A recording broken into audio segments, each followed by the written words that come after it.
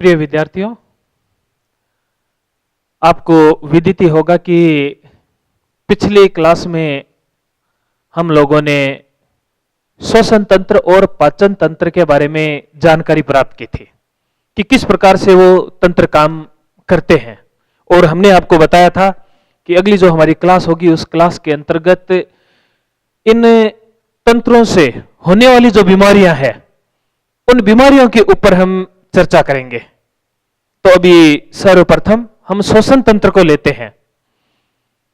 श्वसन तंत्र में होने वाली जो बीमारी है उस एक बीमारी का नाम है दमा। दमा से किसी न किसी रूप में तो हम परिचित है ही, और हमने यह भी सुना है कि दमा एक ऐसी बीमारी है जो दम लेके ही जाती है, अर्थात यह एक बड़ी ही कष्टकारक बीमारी है। इंसान को जब यह बीमारी हो जाती है तो बड़ा कष्ट पहुंचाती है, और कष्ट इसलिए पहुंचाती है क्योंकि यह हमारे श्वास से रिलेटेड है, और इसके अंदर व्यक्ति की बड़ी ही दयनीय स्थिति हो जाती है श्वास को लेने और छोड़ने की स्थिति के अंदर। क्योंकि जब व्यक्ति पूरा श्वास नहीं ले पाता है तो व्यक्ति बेचैन हो उठता है, उसको घुटन होने लग जाती है, ऐसे लगता है कि जैसे कि उसके प्राण निकलने वाले हैं। इसलिए दमा एक बड़ी ही खतरनाक बीमारी है। अधिकतर जो दमा होता है, दमा क्यों होता है, उसके होने के पीछे कारण क्या है? दमा होने के पीछे सबसे बड़ा कारण है कि हम जो श्वास लेते हैं और उस श्वास के द्वारा किसी भी प्रकार के धूल के कण है या बाहर का जो पर्यावरण प्रदूषण है उसके द्वारा कुछ भी ऐसे पार्टिकल्स जो हमारे अंदर चले जाते हैं, या कोई भी जीवाणु, रोगाणु, वायरस, कीटाणु अंदर चले जाते हैं और वो एक तरह से हमारे फेफड़ों के अंदर अधिकार सा जमा लेते हैं। इन स्थितियों में दमा जो बीमारी है उसके होने की संभावनाएं बढ़ जाती है। या फिर ऐसे लोग जो सीमेंट की फैक्ट्री में काम करते हैं, कोयले की खदानों में काम करते हैं, या बड़ी सिटीज के अंदर रहने वाले लोग जहां पर एनी टाइम धुएं के बादल से बने रहते हैं, जहां पर बहुत ज्यादा फैक्ट्री इंडस्ट्रीज होती है, उसके कारण से वहां का वातावरण प्रदूषित हो जाता है। उसके कारण से भी वहां के रहने वाले लोगों में दमे की शिकायत पाई जाती है। होता क्या है इस दमे के अंदर कि जब बाहर से इस प्रकार के जो धूल के कण है या ऐसे पार्टिकल्स जो अंदर चले जाते हैं, यह हमारी श्वास नली को और हमारे फेफड़ों को नुकसान पहुंचाते हैं। वैसा देखा जाए तो जो दमे की बीमारी है उसकी 3 स्टेज है। उसकी जो सबसे पहली स्टेज या उसकी जो पहली अवस्था है उसके अंदर हमारी, क्योंकि आपको पहले ही बताया जा चुका है कि जो हम श्वास लेते हैं वह श्वास नली, उसके बाद में हमारे 2 भागों में वह श्वास नली बंट जाती है और अंत में छोटी छोटी श्वसनिकाओं में बंट जाती है। इस प्रकार से हम श्वास लेते हैं। तो जो हमारी पहली स्थिति होती है उसमें श्वास नलियों की जो दीवारें होती है उनमें सूजन पैदा हो जाती है। इसकी जो दूसरी अवस्था है उसमें नलियों की जो दीवारें हैं, उसकी जो मांसपेशियां हैं, उनके अंदर ऐंठन पैदा हो जाता है, खिंचाव उनके अंदर पैदा होता है। और जो तीसरी अवस्था है, बहुत ही अधिक मात्रा में तीसरी अवस्था में तरल पदार्थ या म्यूकस निकलता है, और इस प्रकार जो हमारी श्वास नलिकाएं होती है वो एक तरीके से अवरुद्ध हो जाती है, उनमें कड़ापन आ जाता है और श्वास लेने के अंदर हमें कठिनाई महसूस होती है। एक दमे के रोगी के अंदर कौन कौन से लक्षण पाए जाते हैं? खांसी के साथ श्वास लेने में असुविधा होती है, श्वास की गति अत्यंत तेज भी हो जाती है, नाक से पानी गिरता रहता है, आंखों का लाल हो जाना, पित्ती उछलना, खुजली हो जाना, छींके आना, बुखार हो जाना, ये सारे के सारे लक्षण पाए जाते हैं। और जैसा कि इस चित्र में दिखाया जा रहा है कि किस प्रकार से हमारी जो श्वास नली है एक तरफ दिखाया जा रहा है कि वो बिल्कुल खुली है और आराम से हम श्वास प्रश्वास कर सकते हैं, लेकिन दूसरी तरफ जब कोई संक्रमण हो जाता है या कोई दूसरे कारण से उसके अंदर का जो स्पेस होता है वो कम होता चला जाता है, वो सिकुड़ जाती है और उस स्थिति में फिर श्वास लेने में बड़ी कठिनाई होती है। दमे के अनेक प्रकार हैं और उन प्रकारों में लगभग 70 से 75% तक जो दमे के रोगी पाए जाते हैं वो एलर्जिक दमे वाले ही लोग होते हैं। एलर्जी के कई कारण हो सकते हैं, सर्दी है, जुकाम है, या इस प्रकार के वातावरण में जहां पर कुछ ऐसे पार्टिकल्स फैले हुए हैं जिसको बॉडी हमारी एक्सेप्ट नहीं कर रही है। कभी कभार हम देखते हैं कि किसी वातावरण में जाते हैं और हमें बड़ी तेजी के साथ में छींकें आने लग जाती है। एलर्जी के बहुत सारे कारण हो सकते हैं और सबसे ज्यादा एलर्जी के दमे से ही लोग पीड़ित होते हैं और उसके कारण से छींकें आना है, नाक से पानी बहना है, खांसी का आना है जिससे चेहरा लाल हो जाता है, आंखों से पानी आने लग जाता है। दूसरे प्रकार का संक्रमण जन्य दमा भी होता है। इस दमे के अंदर किसी न किसी प्रकार का कोई संक्रमण हो जाता है, क्योंकि जो हम श्वास लेते हैं उसके द्वारा बहुत सारे विषाणु, कीटाणु, जीवाणु जो होते हैं वो किसी न किसी रूप में हमारे श्वास नलिकाओं और फेफड़ों के अंदर पहुंचते हैं और यदि हमारी रोग प्रतिरोधक क्षमता कमजोर होती है तब यह संक्रमण जन्य दमा हो जाता है। पुरानी खांसी जन्य, चाहे हेरिडिटी के कारण पुरानी खांसी हो या किसी भी कारण से यदि पुरानी खांसी हो और बार बार यदि वह खांसी बनी रहती है तब हमारी श्वास नलिकाएं, फेफड़े कमजोर हो जाते हैं, बार बार उसके ऊपर आघात पहुंचता है और उसके कारण से दमा हो जाता है, कार्डियक दमा। यह हमारे हार्ट से रिलेटेड है, यानी कि हमारे हृदय से संबंधित यह दमा है और इस रोग के अंदर माइट्रल स्टेनोसिस, हृदय में छेद, उच्च रक्तचाप आदि ऐसे कारण है जिसके कारण से यह दमा होता है। फिर है संवेगात्मक दमा। हम परिवार समाज में रहते और अनेक बार तनाव, गुस्सा, चिंता, ईर्ष्या इस प्रकार की स्थिति में आते हैं, तो ये जितने भी संवेग यदि बड़ी तीव्र अवस्था के साथ में ये संवेग पैदा होते हैं तब उस स्थिति के अंदर दमे की भी स्थिति बन सकती है।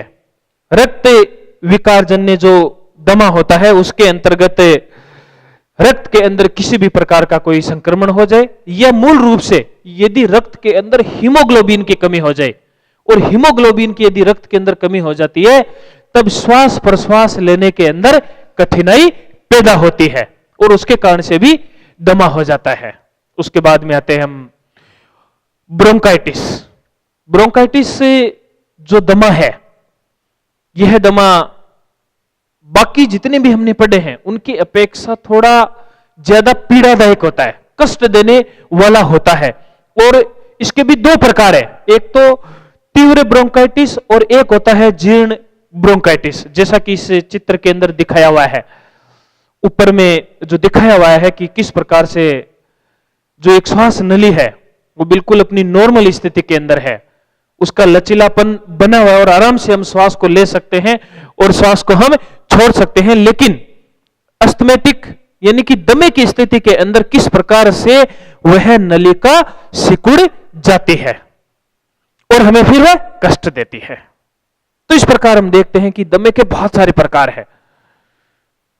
अब किस प्रकार से हम इस दमे की चिकित्सा कर सकते हैं, जीवन विज्ञान के द्वारा इसका कैसे हम प्रबंधन कर सकते हैं? दमे वाले के लिए एक तो बहुत जरूरी है कि वह ठंडे स्थान और ठंडी वस्तुओं से दूर रहे, वह गर्म जल का सेवन करें, धूम्रपान बिल्कुल भी ना करें, क्योंकि कार्बन के पार्टिकल्स जब धूम्रपान से अंदर जाएंगे तो और स्थिति खतरनाक हो सकती है। सुबह के समय फेफड़ों से कफ को बाहर निकाल दें जिससे कि सारी नलिकाएं खुल जाए। प्रोटीन युक्त भोजन करना चाहिए, वाष्प स्नान एवं वाष्प सूंघने से भी लाभ होता है। प्रदूषण से हमेशा दूर रहना चाहिए। एयर कंडीशन का प्रयोग न करें, जहां तक हो सके खुली हवा के अंदर टहलें, घूमें, उसका प्रयोग करें। प्रातः भ्रमण के लिए जाना चाहिए। गरिष्ठ भोजन न करें, तनाव से दूर रहें और समय समय पर योग के अंदर जो छठ क्रियाएं दी गई है, जो शुद्धि क्रियाएं दी गई है, जल नीति है, सूत्र नीति है, उनका प्रयोग करते रहना चाहिए। आहार चिकित्सा के अंतर्गत मसाले युक्त भोजन न करना चाहिए, प्रोटीन युक्त भोजन करना चाहिए। गाजर का रस, पालक, अंकुरित गेहूं, हाथ कोटा चावल, संतरा आदि का सेवन करें। दीर्घ श्वास का ज्यादा से ज्यादा प्रयोग करना चाहिए। ग्रिस्ट और तले भुने भोजन को से दूर रहें और भोजन संयम के साथ में करें। किस प्रकार से इसकी हम उपेक्षा चिकित्सा कर सकते हैं? आसन में पेट और श्वास की क्रियाएं करनी चाहिए। आसनों में पश्चिमोत्तानासन, भुजंगासन, मत्स्यासन, हृदय स्तंभासन, नौकासन, सुप्त वज्रासन, इष्टवंदन, इनका प्रयोग करें। प्राणायाम में सूर्य भेदी, उज्जयी, अनुलोम विलोम का प्रयोग करें। चंद्र भेदी, शीतकारी या शीतली प्राणायाम नहीं करना चाहिए, क्योंकि ये शरीर के अंदर ठंडक बढ़ाने वाले प्राणायाम है। नाड़ी शोधन और सूक्ष्म भस्त्रिका का प्रयोग करें। फुफ्फुस के ऊपर नारंगी रंग का ध्यान करना चाहिए, इससे फेफड़ों को बड़ा रिलीफ मिलता है, दमे की स्थिति में बड़ा आराम मिलता है। और अनुप्रेक्षा में स्वयं को सुझाव दें कि मेरी श्वास नली और फेफड़े स्वस्थ हो रहे हैं। यह सुझाव कलर के साथ में भी हम कर सकते हैं। और फेफड़ों के ऊपर या गले के ऊपर ध्यान देते हुए रीम का हमें उच्चारण करना चाहिए। तो इन छोटी छोटी यदि बातों का हम ध्यान रखें तो हम दमे जैसी गंभीर बीमारी से दूर रह सकते हैं। इसी प्रकार अगली जो बीमारी है, और विश्व स्वास्थ्य संगठन के अनुसार पूरी दुनिया के अंदर ये बीमारी पैर पसारती जा रही है। हिंदुस्तान के अंदर भी लाखों लोग इस बीमारी के चपेट में आए हुए हैं। उस बीमारी का नाम है मधुमेह।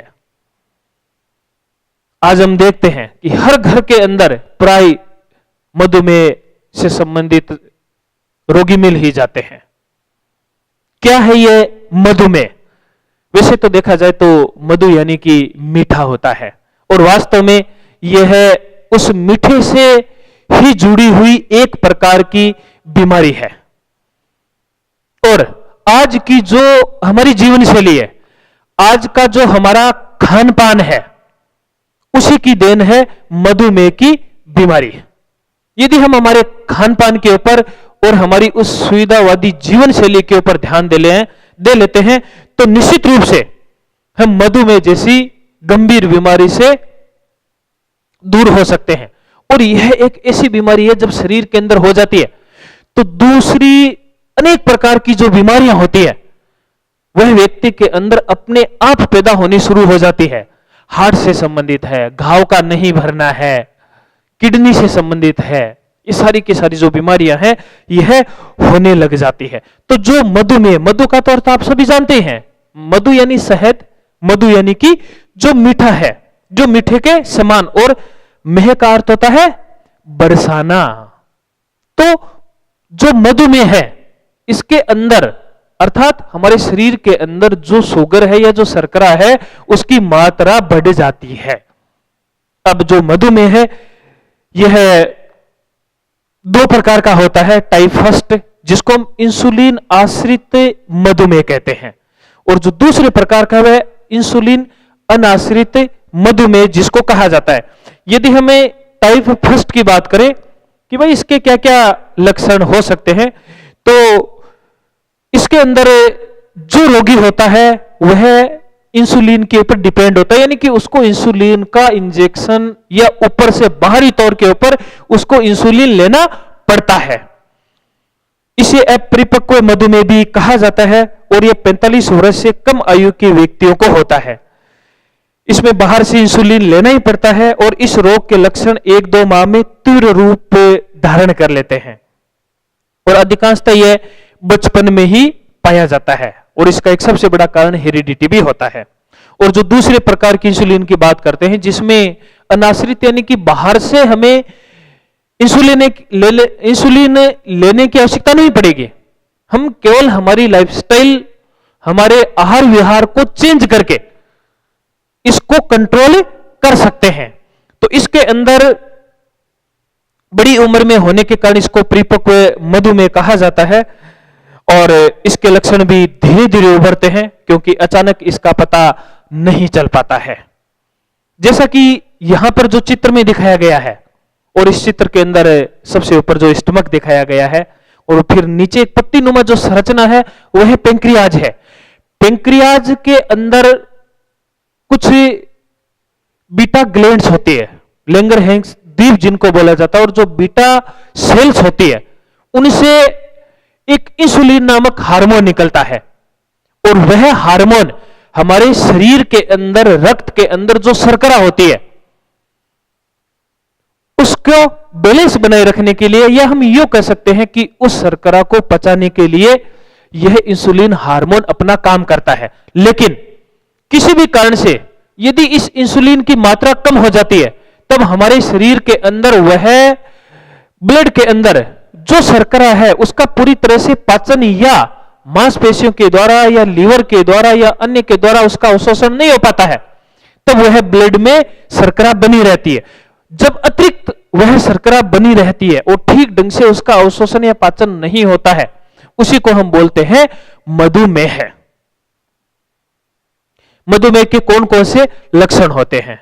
मधुमेह के रोगी को पेशाब बहुत ज्यादा आता है, रोगी को प्यास भी बहुत ज्यादा लगती है, भूख के कारण खाने को बेचैन रहता है क्योंकि अंदर पूरी तरह से जो कार्बोहाइड्रेट है उसका पाचन नहीं हो पाता है, इसलिए भूख बहुत ज्यादा लगती है और वह भूख को सहन नहीं कर पाता है। बार बार मुंह सूखता रहता है, वजन धीरे धीरे कम होता जाता है, कमजोरी आती जाती है, बहुत जल्दी वो थक जाता है क्योंकि पूरी शरीर को एनर्जी नहीं मिल पाती है और घाव जल्दी नहीं भरते हैं। गुप्तांगों के आसपास खुजली हो जाती है, त्वचा और मसूड़ों में विकार उत्पन्न हो जाते हैं, नजर कमजोर होने लग जाती है, हाथ पैर सुन्न हो जाते हैं, यौन दुर्बलता या नपुंसकता आ जाती है, पेशाब पर चिंटियां लगती है अर्थात अतिरिक्त जो शुगर होती है वो पेशाब के द्वारा बाहर निकलती है, गैंग्रीन होना यानी घावों का सड़ना, बेहोशी आना, पसीना ज्यादा आना।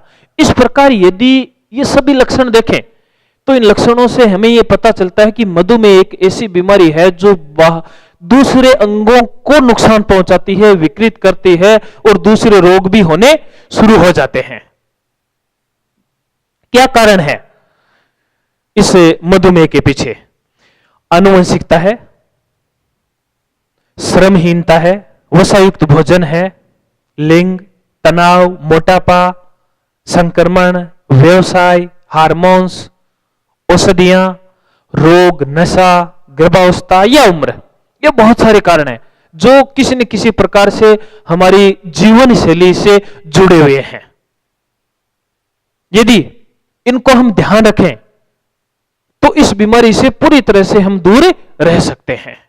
किस प्रकार से हम इसकी चिकित्सा कर सकते हैं और प्रेक्षा चिकित्सा में, क्योंकि यदि मधुमेह से हम दूर रहना चाहते हैं तो ज्यादा से ज्यादा श्रम करें। आसनों का बहुत ज्यादा महत्व है इसमें।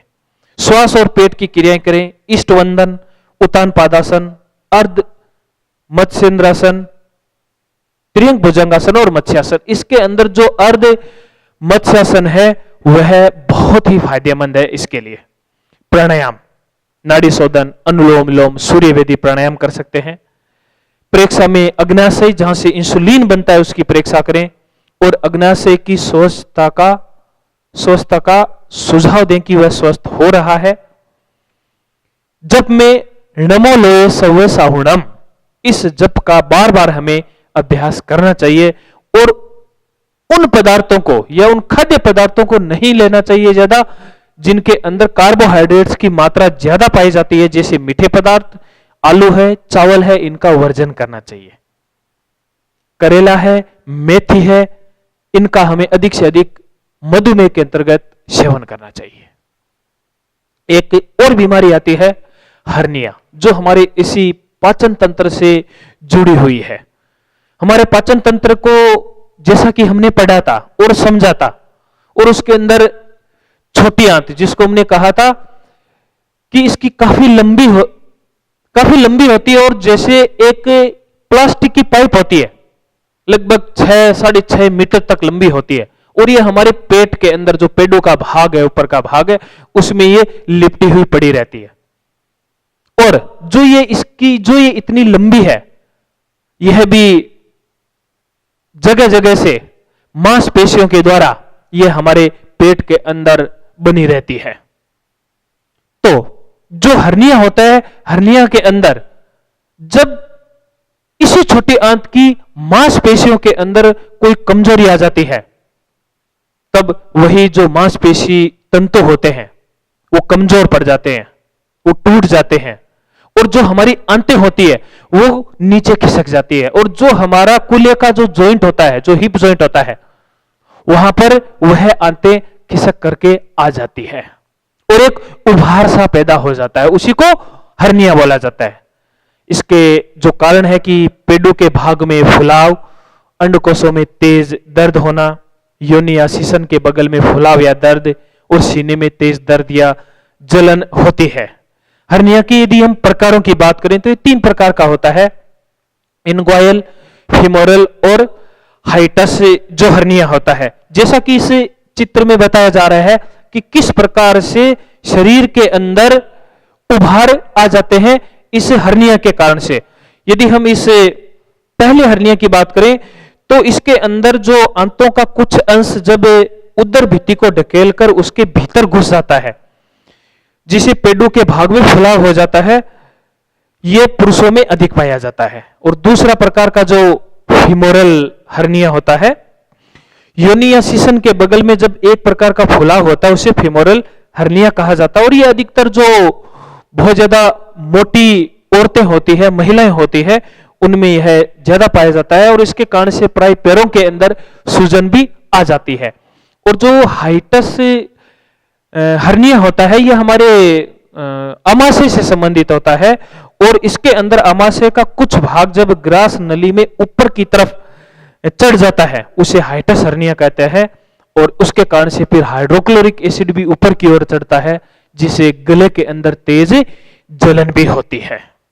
तो किस प्रकार से हम इसकी चिकित्सा कर सकते हैं हर्निया के लिए? उत्तान पादासन, सर्वांगासन, पश्चिमोत्तानासन और वज्रासन का अभ्यास करना चाहिए। प्राणायाम में बिना कुंभक के अनुलोम विलोम करें। प्रेक्षा में आंतों की प्रेक्षा करें, और अनुप्रेक्षा में मेरी आंत अपने स्थान पर स्थिर हो रही है, पेशियों की शिथिलता कम हो रही है, यह अनुप्रेक्षा करें। और राम का इसमें जप करना चाहिए। साथ ही ज्यादा जो हेवी डाइट है, ग्रिष्ट जो भोजन है, जो आंतों के ऊपर गलत प्रभाव डालती है, उस प्रकार का हमें भोजन इसमें नहीं करना चाहिए। इसी के साथ हम इकाई 4 के अंतर्गत हम आते हैं इसके दूसरे अध्याय में, पाठ 6 में, जिसमें रोग प्रतिरोधी तंत्र के बारे में बताया गया है कि क्या होता है हमारा रोग प्रतिरोधी तंत्र। रोग प्रतिरोधी तंत्र को भी जानना बहुत जरूरी है, क्योंकि बहुत सारी बीमारियों को हमारे अंदर का जो हमारा ये तंत्र है, यह उससे रक्षा करता है, और यह जो तंत्र है ठीक उसी प्रकार से रक्षा करता है जिस प्रकार से सीमा के ऊपर जो हमारे फौजी है, जो डिफेंस के लोग हैं, दिन रात वो सजग प्रहरी की तरह लगे रहते हैं कि दुश्मन हमारे देश के ऊपर आक्रमण नहीं कर दे। ठीक उसी प्रकार से चाहे रात हो चाहे दिन हो, चाहे हमें सो रहे हो चाहे हमें जग रहे हो, हर स्थिति के अंदर हमारे शरीर के अंदर भी एक ऐसी ही सेना है जो 24 घंटे विभिन्न प्रकार की बीमारियों से हमारी रक्षा करते हैं। जो हमारा रोग प्रतिरोधी तंत्र है उसको हमें 2 भागों में बांट सकते हैं। एक तो प्राकृतिक रोग प्रतिरोधक क्षमता है, और दूसरी है अर्जित रोग प्रतिरोधक क्षमता है। तो सर्वप्रथम बात करते हैं जो हमारी प्राकृतिक रोग प्रतिरोधक क्षमता है। जो प्राकृतिक रोग प्रतिरोधक क्षमता है, इसमें श्वेत रक्त कण, फेगोसाइटोसिस, प्रतिजीवाणु रासायनिक पदार्थ जिसमें इंटरफेरॉन, कॉम्प्लीमेंट और प्रोपाडिन आते हैं। यदि हम श्वेत रक्तकण की बात करें तो हम सभी जानते हैं जो हमारा ब्लड होता है उस ब्लड के अंदर रेड ब्लड सेल्स होती है और व्हाइट ब्लड सेल्स होती है और बिंबाणु होते हैं। जो हमारी व्हाइट ब्लड सेल्स होती है जिसको हम श्वेत रक्तकण कहते हैं, यह जीवाणुओं से कीटाणुओं से सीधे भिड़ते हैं और विभिन्न तरह से हमारे शरीर की उन विषाणुओं से और रोगाणुओं से यह रक्षा करते हैं। इन श्वेत रक्तकणों में न्यूट्रोफिल, इस्नोफिल, बेसोफिल, लसिका कणिका और मोनोसाइट्स अनेक प्रकार के ये कण पाए जाते हैं जो रोग प्रतिरोधी तंत्र के रूप में ये काम करते हैं। यदि हमें फेगोसाइट्स की बात करें तो ठीक इसी प्रकार से जब कोई रोगाणु शरीर में प्रवेश कर जाता है तब वह रक्त प्रवाह तक पहुंच जाता है। इस स्थिति में जीवाणु रोगाणु को फेगोसाइट्स नामक कोशिकाएं रक्त प्रवाह के अंदर ही उसको निगल जाती है। इसी प्रकार से यदि हमें प्रतिजीवाणु रासायनिक पदार्थ की बात करें तो शरीर में कुछ स्राव ऐसे भी होते हैं जो जीवाणु रोधी होते हैं और इन सभी स्रावों का सुरक्षा करने का अपना अलग अलग तरीका होता है जिसके अंतर्गत इंटरफेरोन, कॉम्प्लीमेंट और प्रोपर्डिन होते हैं जो उन जीवाणुओं से हमारी रक्षा करते हैं। त्वचा व श्लेष्मा झिल्लियां जिसमें यांत्रिक क्रिया, रासायनिक क्रिया भी आती है। अर्थात जो वैसे देखा जाए तो हमारे शरीर की रोग प्रतिरोधक क्षमता या तंत्र के अंदर त्वचा सबसे पहले आती है, क्योंकि यदि इस स्किन को हटा दिया जाए तो दुनिया के सभी प्रकार के जो रोगाणु जीवाणु वो डायरेक्ट इसके संपर्क में आकर के हमारे शरीर को रोगग्रस्त कर देंगे। तो ये हमारी जो स्किन है ये भी हमें एक तरह से प्रोटेक्शन प्रदान करती है, चाहे हमारी बाहरी चोट क्यों ना हो, शीत है, उष्ण है, अनेक प्रकार की इन सभी चीजों से हमारी ये त्वचा हमें बचाती है। और इनके नीचे जो श्लेष्मा झिल्लियां होती है, कुछ ग्रंथियां भी होती है जिनसे पसीना आदि निकलता रहता है और इन झिल्लियों के द्वारा यांत्रिक और जो रासायनिक क्रियाएं होती है उस पसीने के द्वारा या उसके द्वारा निकलने वाले जो दूसरे प्रकार के जो रसायन होते हैं उसकी वजह से फंगस आदि हमारी स्किन के ऊपर अपना प्रभाव नहीं डाल सकती और वो पैदा नहीं हो सकती। तो इस प्रकार से वो हमारी रक्षा करते हैं। एक चीज आती है इन्फ्लेमेशन, जब रोगाणुओं के आक्रमण या किसी बाहरी चोट अथवा किसी रासायनिक पदार्थ के कारण शरीर की कोशिकाएं घायल हो जाती है तब इन्फ्लेमेशन की प्रक्रिया प्रारंभ होती है। यह एक सुरक्षा का उपाय है जिसके अंतर्गत चोटिल स्थान पर कुछ लक्षण दिखाई देते हैं और ये हम देखते भी हैं। और वो क्या चीज है? उस स्थान का लाल हो जाना। मान लीजिए आंख में कुछ गिर गया है, आंख लाल हो जाती है। चल रहे हैं, ठोकर लग गई है, सूजन आ जाती है, लालिमा आ जाती है। ये सारा का सारा इन्फ्लेमेशन के अंतर्गत ही होता है। या अत्यधिक वहां पर्टिकुलर उस अंग का गर्म हो जाना भी है। ये सारा का सारा रक्षा का उपाय है। और इसी प्रकार से ज्वर, क्योंकि प्राकृतिक चिकित्सा वाले तो यही कहते हैं, प्राकृतिक चिकित्सा वालों का एक नारा है कि तुम मुझे बुखार या ज्वर दो, मैं तुम्हें स्वास्थ्य दूंगा। क्योंकि ज्वर अपने आप में कोई रोग नहीं है। जब शरीर के अंदर विजातीय तत्व जम जाते हैं तब हमारा शरीर गर्म होता है, उनको बाहर निकालने की चेष्टा करता है, प्रयास करता है और तब हमारी बॉडी गर्म होती है। यह शरीर को विभिन्न प्रकार के रोगों से बचाने का एक तरीका है। अर्जित रोग प्रतिरोधक जो क्षमता है, इसमें यह भी दो प्रकार की होती है। एक तो होती है सक्रिय अर्जित रोग प्रतिरोधक क्षमता और दूसरी होती है निष्क्रिय अर्जित रोग प्रतिरोधक क्षमता। तो जो हमारी सक्रिय अर्जित रोग प्रतिरोधक क्षमता है, इसके अंदर हमारे शरीर के अंदर दो प्रकार की सेल्स बनती है, टी सेल और बी सेल, जो डायरेक्ट वायरस या कीटाणुओं के ऊपर आक्रमण करके उनको नष्ट कर देती है। और जो टी सेल होती है, ये टी कोशिकाएं अनेक प्रकार के रूप में या अनेक दूसरी कोशिकाओं में ये विभक्त हो जाती है। उनमें एम्पलीफायर टी कोशिका भी है, मेमोरी भी है, हेल्पर भी है, सप्रेसर, किलर या एलर्जी है। ये मिलकर के काम करती है। और ये किस प्रकार से काम करती है? जो एम्पलीफायर टी कोशिका होती है, ये दूसरी अन्य टी कोशिकाओं की कार्य क्षमता को बढ़ाती है। मेमोरी टी कोशिका ये एंटीजन की पहचान करती है और हेल्पर टी कोशिका ये एंटीबॉडी के उत्पादन में सहायक होती है। सप्रेसर जो टी कोशिकाएं एंटीबॉडी के उत्पादन को रोकती है कि आवश्यकता से ज्यादा तो उनका उत्पादन नहीं हो रहा है, किलर टी कोशिकाएं एंटीजन पर सीधा वार करके नष्ट कर देती है उसको, और एलर्जी टी कोशिका एलर्जी उत्पन्न करती है। यदि इस चीज को हम समझें तो इसका अर्थ हुआ कि सारी की सारी जो कोशिकाएं होती है ये एक तरह का रक्षा कवच तैयार करती है और उन चीजों से हमें बचाती है। इसी प्रकार जो बी सेल्स होती है, बी सेल भी विशेष प्रकार के रसायनों का निर्माण करती है। ये अपने आकार में भी वृद्धि कर सकती है और सीधा जाकर के जो हमारी बॉडी के अंदर रोगाणु आ गए, कीटाणु आ गए हैं, उनको ये नष्ट करती है। और जो निष्क्रिय अर्जित रोग प्रतिरोधक क्षमता होती है, इसके अंतर्गत क्या होता है कि यह हम सभी जानते हैं कि हमें शरीर में जब किसी भी प्रकार की कोई बीमारी हो जाती है, उस स्थिति में टीकाकरण किया जाता है। उस टीकाकरण के अंदर और कुछ भी नहीं होता है, उसके अंदर उस रोग से संबंधित उसके बैक्टीरिया, वायरस या जीवाणु होते हैं और वो इंजेक्ट किए जाते हैं हमारे शरीर के अंदर, ताकि उसके प्रति हमारी शरीर के अंदर एक एंटीबॉडी तैयार हो सके और उससे हमें बच सके। किस प्रकार से हम प्रेक्षा चिकित्सा के द्वारा हमारी रोग प्रतिरोधक क्षमता को बढ़ा सकते हैं, तो इसके लिए आसनों में हमें उम्र के अनुसार सभी प्रकार के इसमें आसन हम कर सकते हैं, क्योंकि सभी प्रकार के आसन हमारे शरीर के विभिन्न तंत्रों के ऊपर अपना प्रभाव डालते हैं। अनुलोम विलोम का इसमें अधिक से अधिक अभ्यास करना चाहिए। कायोत्सर्ग, शरीर प्रेक्षा और दीर्घ श्वास प्रेक्षा का विशेष अभ्यास करना चाहिए, जिससे रोग प्रतिरोधक क्षमता बढ़ती है, और स्वास्थ्य की अनुप्रेक्षा करनी चाहिए। तो इस प्रकार हम देखते हैं कि हम हमारे शरीर की रोग प्रतिरोधक क्षमता को जितना अच्छा रखेंगे, उतने ही हम बीमारियों से दूर रहेंगे। तो इस प्रकार इस अध्याय के अंतर्गत हमने इन बीमारियों के बारे में और रोग प्रतिरोधी तंत्र के बारे में जाना। यह अध्याय यही समाप्त होता है। धन्यवाद।